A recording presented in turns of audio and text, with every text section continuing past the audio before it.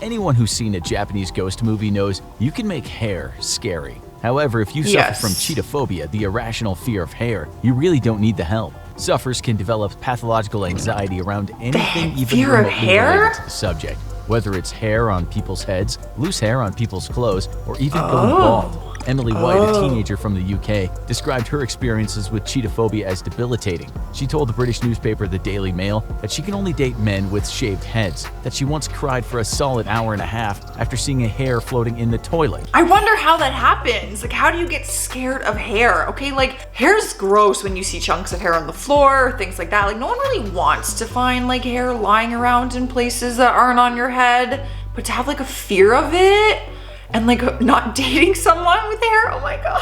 What about your hair? Are you scared of your hair? Dexterophobia. This is a totally irrational fear of cheese. Yes, there are some people on this planet that just can't go near a piece of mature cheddar. They run for the hills when the waiter hangs over them with the Parmesan.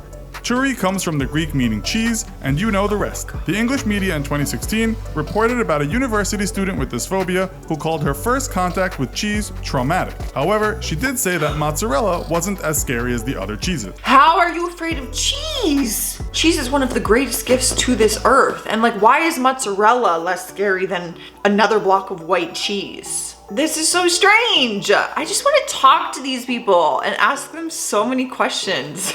What is going on, guys? Welcome back. Thanks for hanging out with me. I am Sassy, and basically we check out all different kinds of things on the internet and we talk about it. We talk some smack, we make jokes. It's a fun place over here. I keep it very real.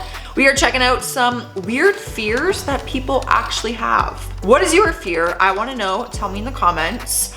I have regular fears like centipedes and snakes, but a very weird fear I have, and like I'm not even joking, is like birth.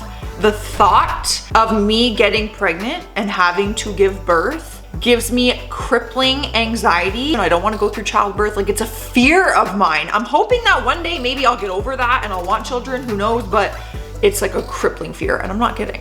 Omphalophobia. This is the fear of the navel, or what we call the belly button. It might mean these people can't abide anyone going near their belly button, or that they freak out when close to another person's belly button. This is a pretty important part of the body, given that it connected us to our mothers. Only recently in 2018, the UK press featured a 25-year-old student doctor who suffered from this phobia, with the Daily Mail saying that she suffers panic attacks and is physically sick when she sees someone's navel. So they can't see a belly button? Wow, I've actually heard of this, like fear of belly buttons. And I feel like it has to do, what's that one phobia where like holes? Like if you see holes in things, like holes in hands, or like Swiss cheese with holes, like holes. So I feel like that's where it comes from, because a belly button is basically like this weird hole in our bodies. Ablutophobia. This is not a good phobia to have if you are actively trying to find someone to date, because it means being terrified of washing or bathing. It's more common in kids than in adults, but a few hundred years back in Europe, many people had this phobia. These days, it's thought to be related to traumatic experiences as a child when bathing. If you had a fear of bathing or having a shower, what do? You gotta face that fear for hygiene's sake. Oh, that would be so hard.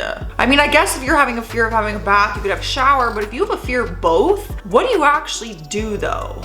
Dexterophobia. This is certainly one of the most irrational of irrational fears. It's the fear of having things to the right of you. According to one source, it's related to obsessive compulsive personality disorder, and sufferers will find themselves cluttering things in the home or office all to the left side. Gosh. They don't like standing to the left of people or even driving in the left lane. Other people may have levophobia, which is a fear of things being to the left of them. I'm not even understanding how like scientifically this happens in people's brains. You know, like obviously if it's like this like OCD disorder and it's like the way their brain functions, like they genuinely have this fear, but like what causes that? I can't even imagine. Life would be so weird to live like that. Oikophobia.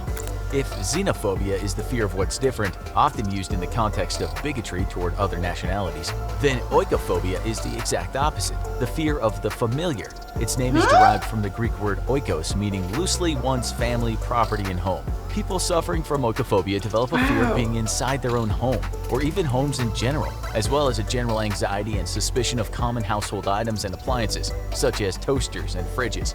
That's so strange. I guess, yeah, I feel like this would kind of go with like some kind of OCD order where it's like you constantly want things changing maybe. So you just get really used to things, the same things, and then it starts giving you anxiety and you just need to change it. I don't know. I have this really weird thing that I do that I have to change my phone case, like no lie, every week. Every freaking week I change my phone case. Linonophobia. Derived from the Greek word lino, meaning simply string, people suffering from linonophobia can experience extreme anxiety from even thinking about string.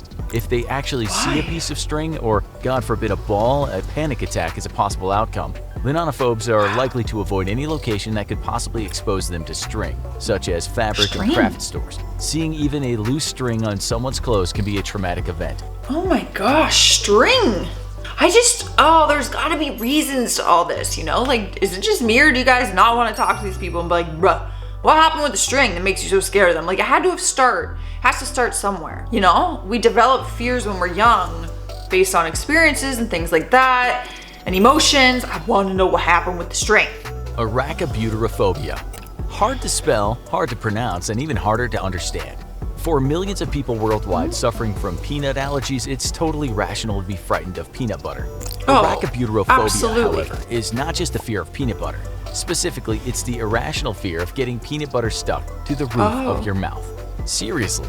This strange phobia often comes as a package deal with pseudodysphagia, the fear of swallowing or choking while swallowing. Okay, at first I was like, yeah, I know a lot of people have the fear of peanut butter because of allergies, for sure, because obviously peanut allergies are huge. So when you're trying peanut butter for the first time, it would be scary because it's like, am I gonna have a breakout or what's gonna happen? Yeah, it would really stick to your mouth and then you could choke. Yeah, if you have a fear of choking, peanut butter is not it because it is sticky. Omphalophobia. The root of this term comes from the word kumpono, which is Greek for button. And as buttons! They're innocent! Yes, it's the bizarre so fear of buttons. Approximately 75,000 people in the world suffer from the timidity of these toggles, and most have fairly similar reasons why.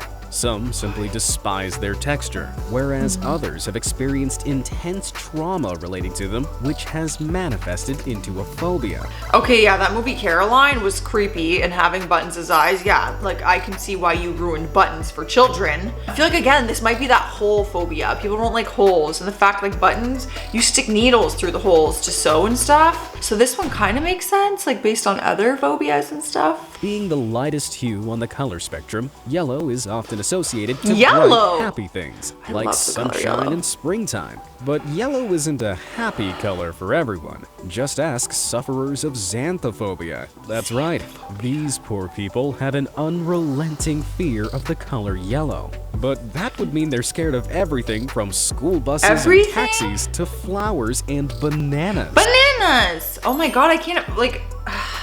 You gotta be afraid of a color because like something traumatic happened with that color, right? I love the color like yellow. It's so happy, and my favorite color is orange, so I feel like yellow kind of plays a part in that because it's like in that family, and I love the color yellow. Paper isn't exactly man's worst enemy, but paper cuts definitely are. Yeah. Those teeny tiny paper incisions cuts freaking so suck. much. So you can almost understand why papyrophobia, also known as the irrational fear of paper, exists. But not every papyrophobe fears paper in the same way.